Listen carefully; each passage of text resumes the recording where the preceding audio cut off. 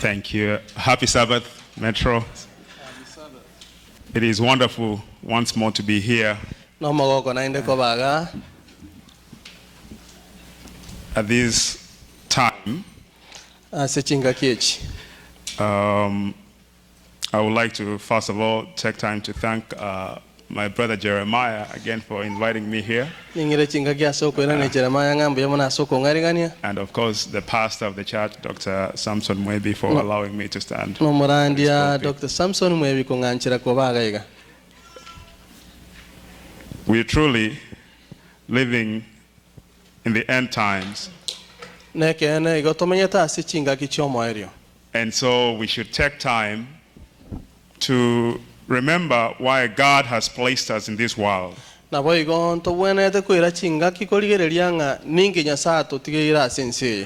listened to the songs this morning, the hymns. It was beautiful. It was beautiful, and it reminds us of what it's going to be when we get to heaven.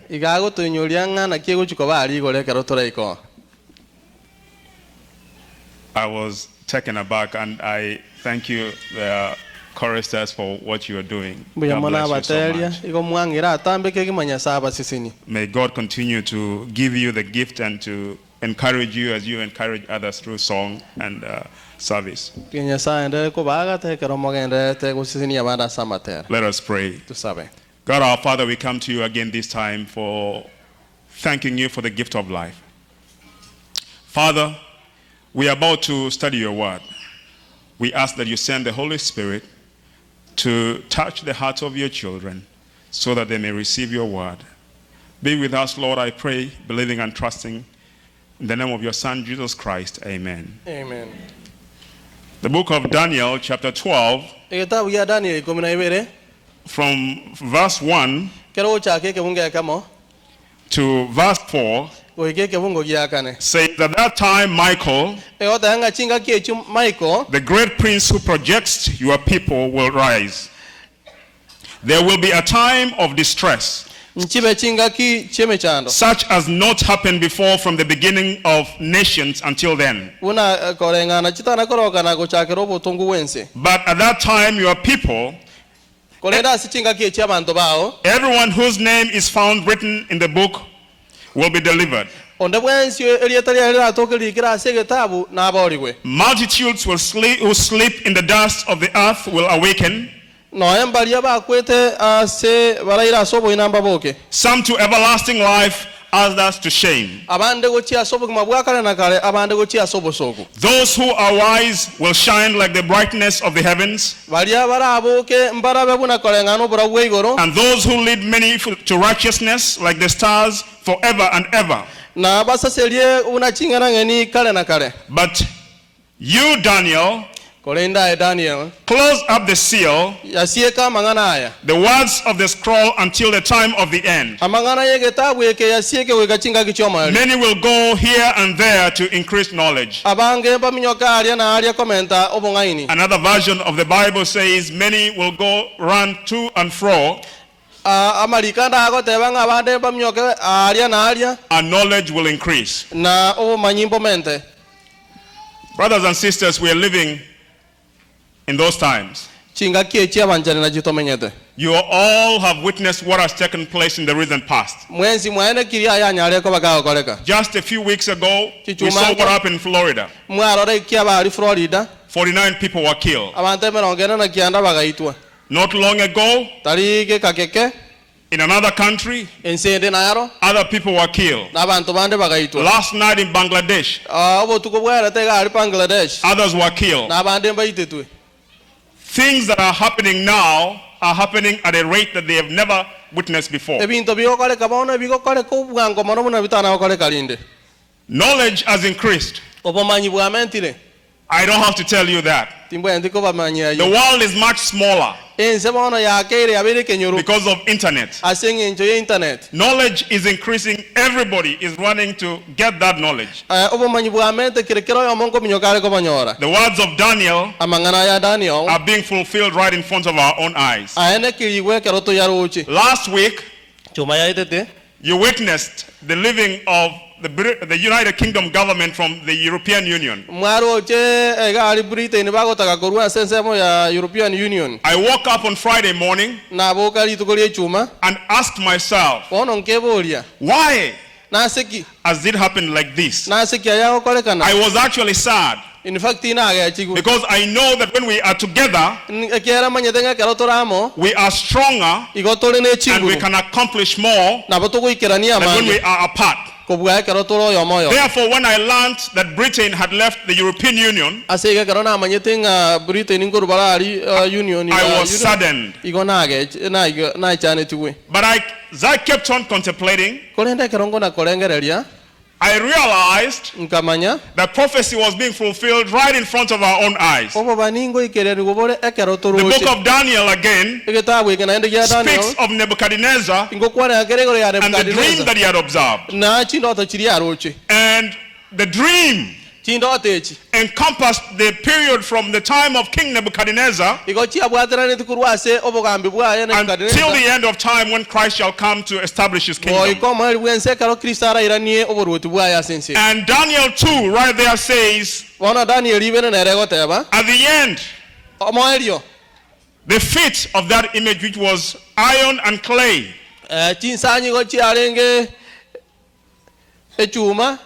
will not work together, will not be mixed together. And they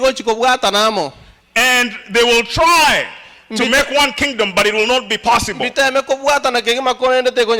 And you see now what is taking place. Before the Second World War, Adolf Hitler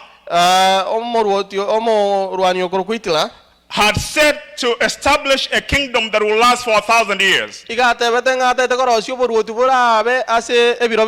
But it was destroyed. The Soviet Socialist Republic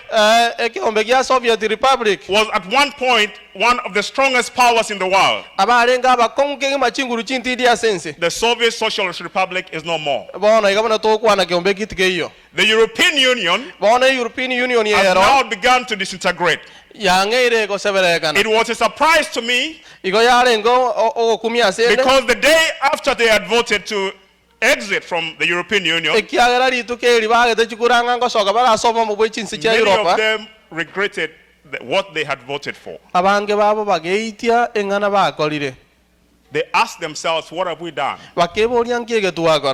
And they were asking for another referendum. Whether we like it or not, God's word is going to pass. Nobody is going to stop it. It will come to pass. Now Scotland wants to leave the European Union, wants to leave the United Kingdom because they left the European Union. This is the beginning of the end.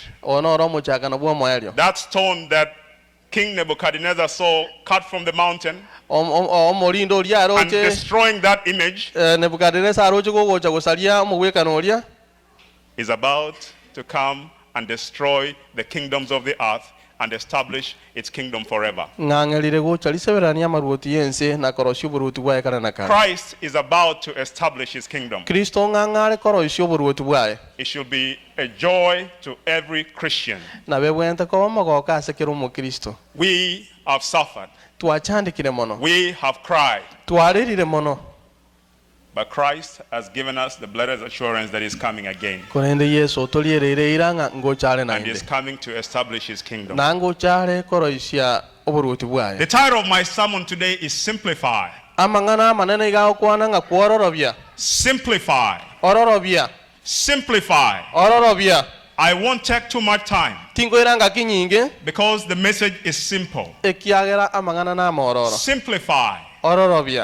Many of us came from another country. And when we left our country, or before we left our country, our aim was to move to a country, to move to America, so that our lives could be more simpler. Yes.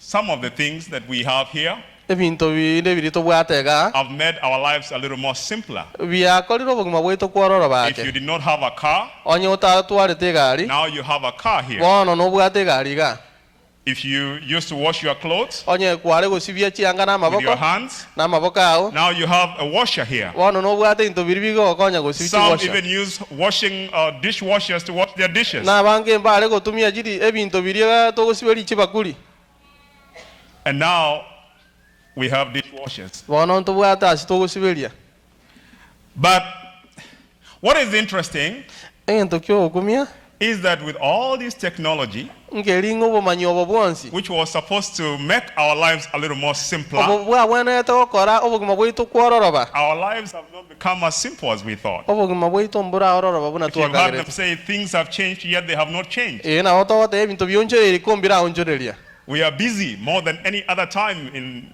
our lives, igo tokwegayega chingaki chionsi kobwa chingaki kyobugima running bwaitu from job to job, igo tokomnyoka kurwa emiremo gochiende school to school, kurwa ekerasi gochi ekerasi kende busy, busy, busy. igo twechandete rioka The people whom we left back home bari twatigete arika have a more simpler life. igo babwate obugima obwororake And you ask yourself, naende gukwebori bono what are we going to do? inki togochigokora How gusa can we make our lives a little more simple? ng'aki torahororobia amagima itu The book of Luke, gitabu kia Luka chapter 10, Luka 10 verse 38 to 42, mirongo itatu na bitano na bitatu guika mirongo ine na ibiri reads, gegoteba as Jesus and his disciples were on their way, ekero Yesu n'aborokiwa baye bari nkira kwenda he came to a village where a woman named Martha opened her home to him. agacha omuchi oyo omase She had a sister called Mary nabwate musubati who omwabokoro sat at the Maria Lord's feet listening to what he said. oyo ikaransta ase chimbaratero chia But Yesu Martha was distracted by all the preparations that had to be made. kolenda omonene akaburi bwang'ana kyo ikaransta She came to him and asked, agacha saro kumuburia Lord, omonene don't you care that my sister has left me to do the work by myself? tokumetinga musubati omindo ntigere mbere monche bweka Tell her to help me. motebia nkonye Jesus said, Yesu agateba Martha, Martha, Marita you are worried and upset about many things, igo kumetina wechandira ase but binte only one thing is needed. kolende kegane irine kamo Mary has chosen what is better, Maria ocholire ekerekia and it will not be taken away from her. neketako urwa And the story ends there. nomugano oyo igokoerera And we are left to pick up the pieces erinde twatiwa kobunyo bwatani bono and figure out what Christ meant with this story. korengereria ng'a ningi Yesu ari gukwana iguru y'omugano oyo If you come from Africa, onye gukorwa ari chinsemo chia or Africa if you come from the Eastern world, which is Arabia and all the other countries, koso onye gukoru chinsemo chia mocho chia Arabia ne chinde you do understand that when a visitor came home, nomanyete ng'ekero omogeni agochaka that was something important. ekine ento kienge kieng'encho mono We treated visitors with respect. abageni igo twari kubanyora n'abasikani ari iguru The best food was cooked. obo endagire engiya igo yare The korosi children behaved in their best character. abana chinga kinyina liembu yare ko bengiya mono Even for the parents, when the visitors were there, no ena abageni abaibori kera abageni baro they spared or they pulled back their hand. na bare ko ringo ko boka When a child misbehaved, no nyu mwana ko mochake they igo will beat their fingers and tell you, we'll see you after the visitors have yare left. ko rome kiara igo so de ngati ka bara agenda So visitors were important. abageni igo bare nge bengencho And then we learn here wona gito kwegera that Christ says to Martha, wona Kristo ngo tebiare Marita your sister has chosen what is right. muswati omino cholira yara maya You are worried about what is not important. igo bwe chande ta yatali ayengencho Visitors were important to us. abageni nigo bare nga bengenja story Is Christ saying to Martha that you taking care of visitors is not important? igo Kristo ata ido te Marita nga kolinda abageni igo taligento kiangencho Not necessarily. tali igo What Christ was saying to Martha eki Kristo ago te Marita is that there are things which you think are important, nkelinge bintu mbire okagerete nga nebyengenjo but in reality, kulinda asobo ene they are not as important. mbiri ebyengenjo mono When you put them against what is actually happening, ekero okoyareng'ania na yaendete gokorekana when you look at that story the presence of Christ was more important than Martha taking time to prepare anything for Jesus.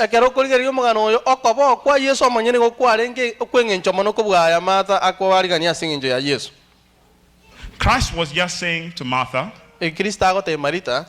come and sit with me, and I will teach you everything. I will teach you how to love. I will teach you how to cook. I will teach you everything. I am the teacher.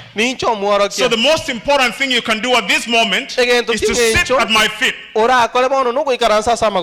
hear what I have to say. There are things in our lives. It could be our customs from back home. It could be the way we run our service that we think are very important. But when we put it against the backdrop of Jesus, we find that there are things which are just stressing us for no good reason. Martha was told by Christ, you are worrying about things that are not important. You are stressing about things that are not important. What is important is that your sister has chosen to sit at my feet. I am talking about simplifying our life. Simplifying our life. God's servant Bill Hybels says, simplifying is more than just doing less of what we have been doing. It is being who God has called us to be with a wholehearted, single-minded focus. It is walking away from innumerable lesser opportunities in favor of the few to which we have been called and for which we have been created.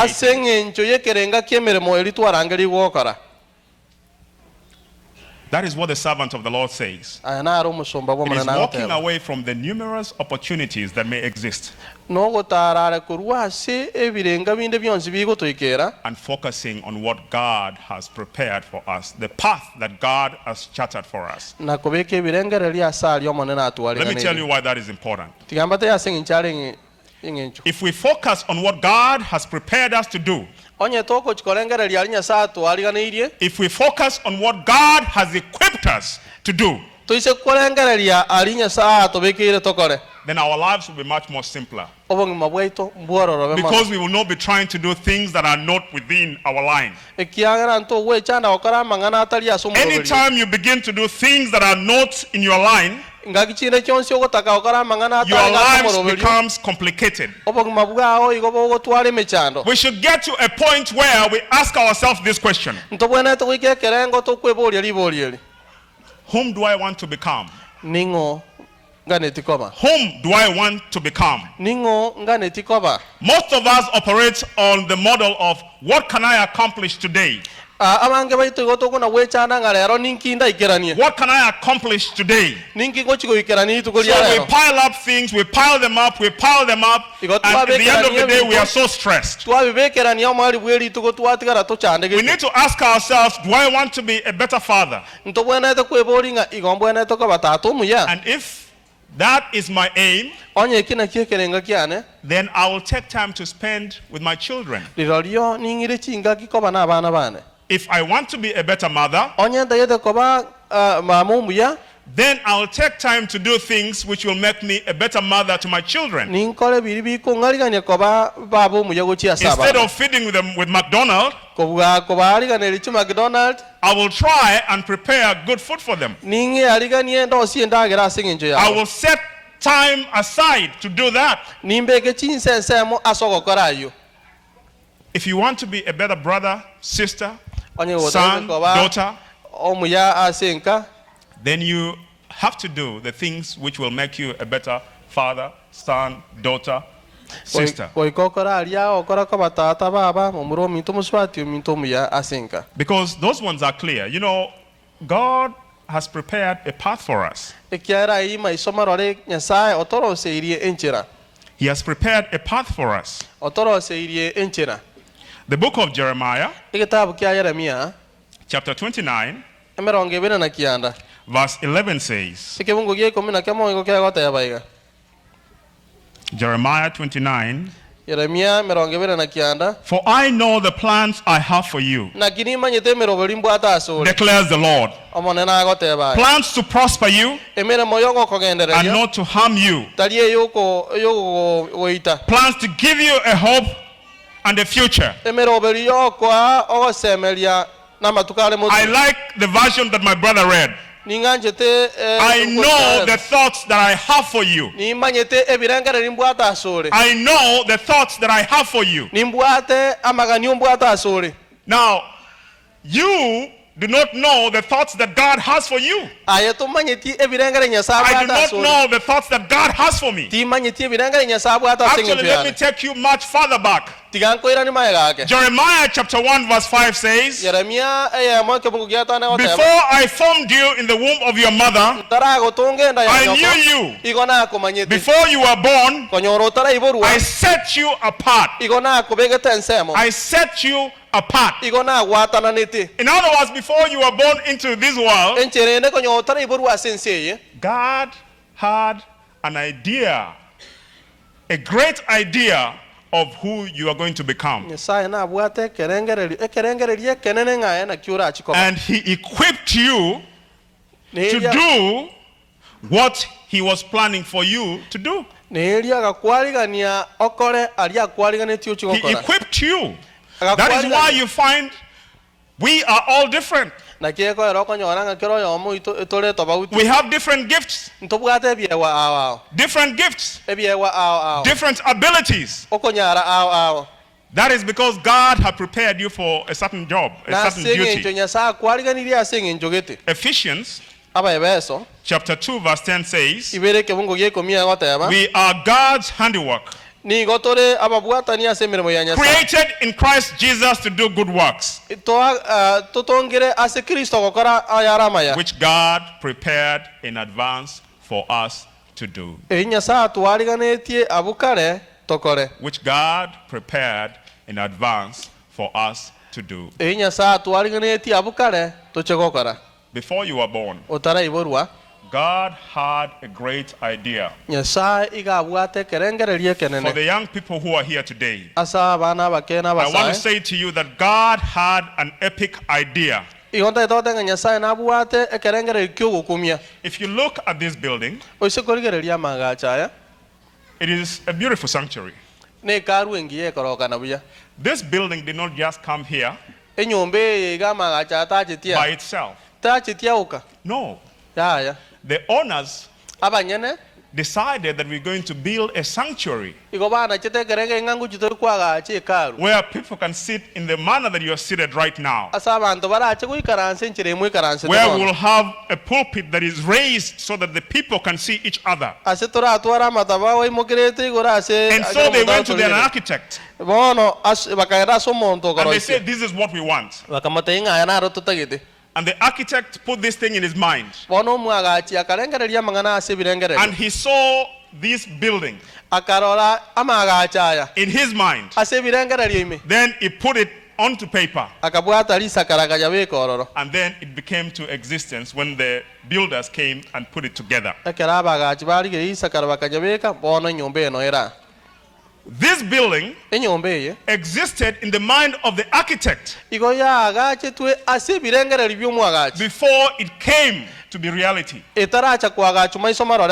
today it is serving the purpose of the children of God sitting and worshiping God. God did not just allow you to be born into this world. No. He had a great idea. He had a purpose for you. And when he finished, when he saw the entire purpose, he consented for you to be born into this world. God had a great idea. Now the problem came when we were born into this world. Because then we left the spiritual mind of God. Now we were operating by the physical world. When I see my brother with a nice car, I want to compete with him. So I go and find that kind of car, whether I have money or not. Going away from what God's plan was.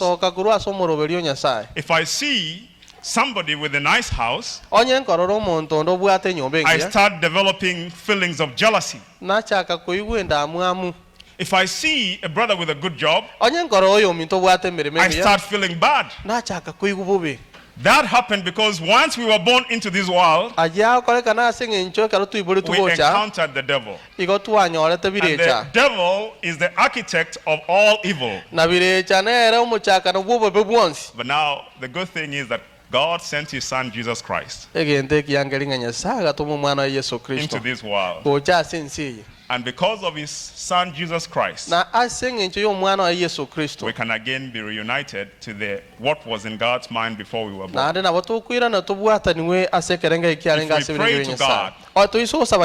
If we pray to God,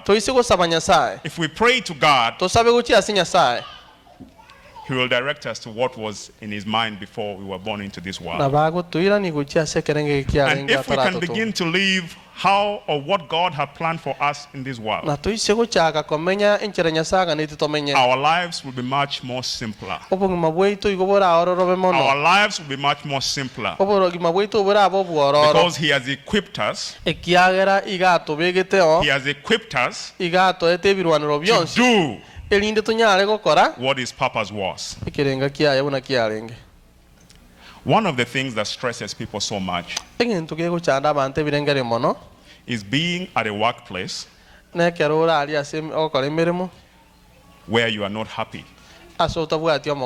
You are not happy to be working there. There are three reasons why somebody may not be happy with the kind of job they are doing.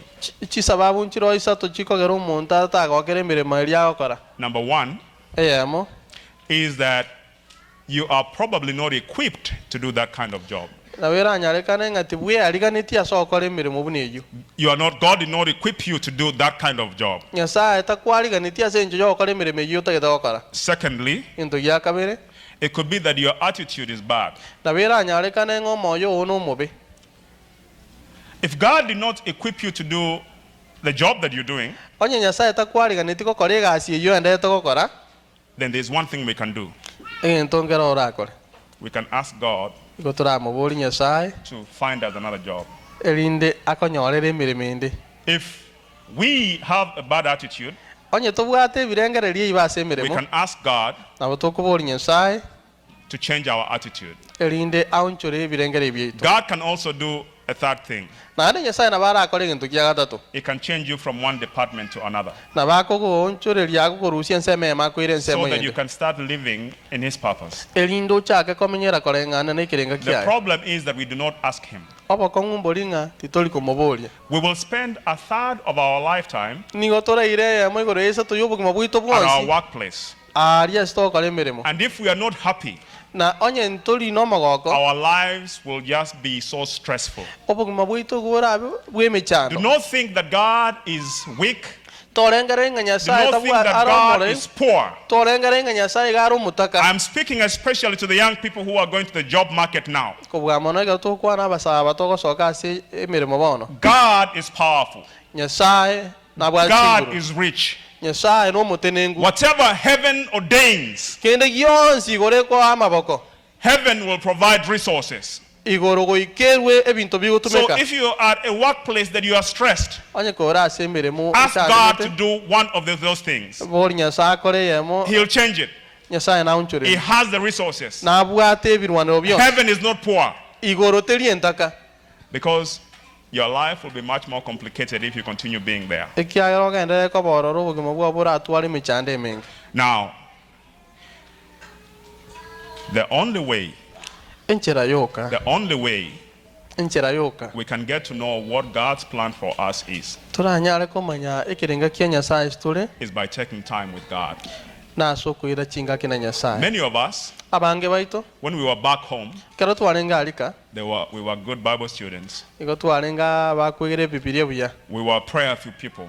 igo twalenga abantu bamasabo We have come into this country, twachire enseye and that has changed. aya uncholiri One pastor that one time said, enga kya mu pastor omanga taba I regret igongwe itia that some people came to this country igongwe itia nga abantu getemba achite enseye because they had a good chance of making it to heaven, ekiagara mba bwatali bagali okogenda igora alika but now they cannot bono mbabwati because bage they have no opportunity to have a relationship with Christ. ekiagara mbabwati nga kibyo otwaro bwamata na Nyasaye.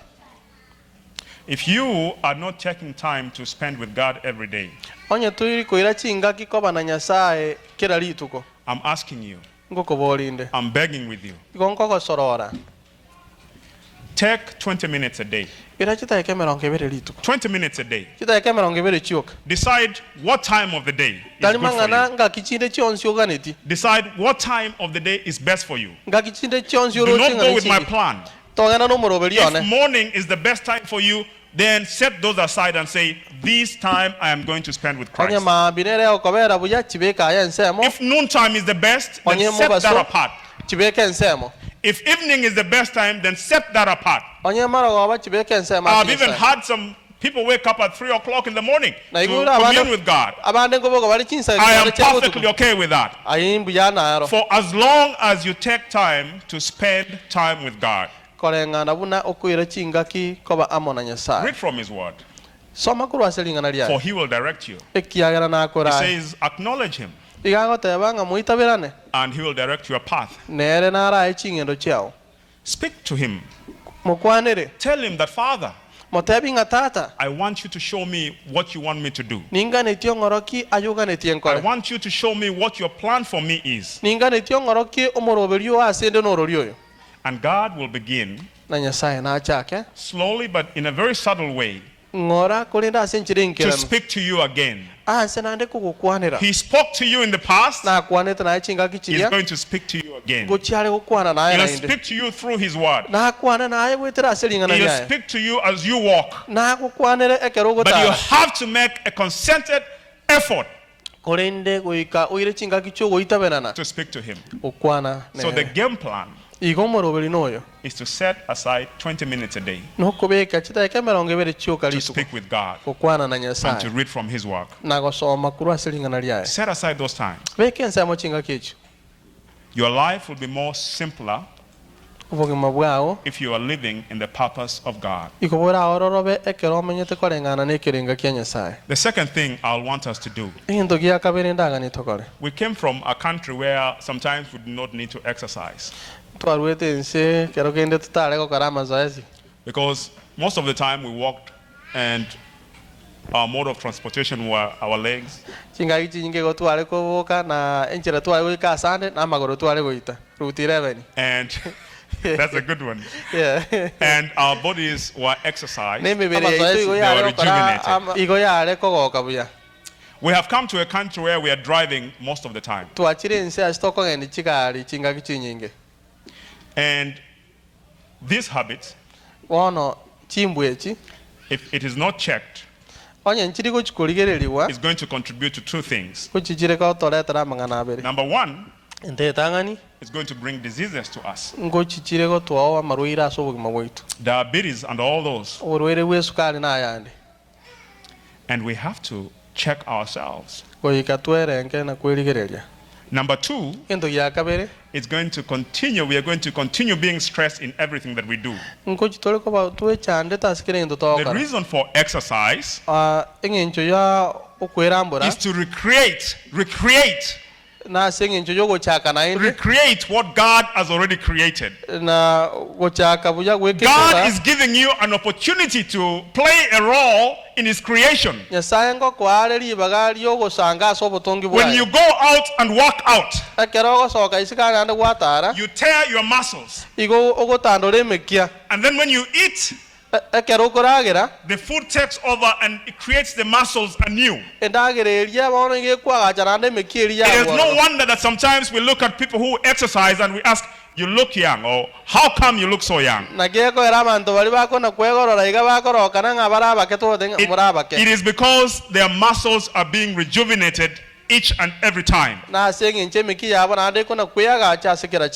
mind is being renewed when the blood flows into the brain. Takes the oxygen there. It even gives the ability when God is speaking to you, it's easier for you to understand what He's saying. It's much more easier. When you are stressed, when God speaks to you, it's hard to even understand. But when your brains are rejuvenated,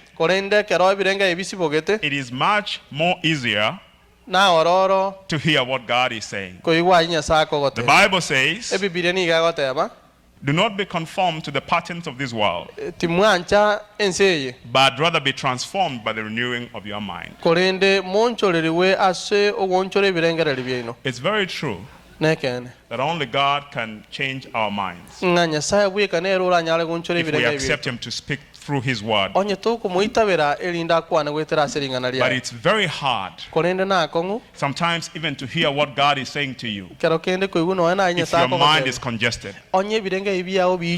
Therefore, there's a game plan. If we want to live a healthy life, if we want to live a more simplified life, less stress, if we are not exercising, let us make a plan.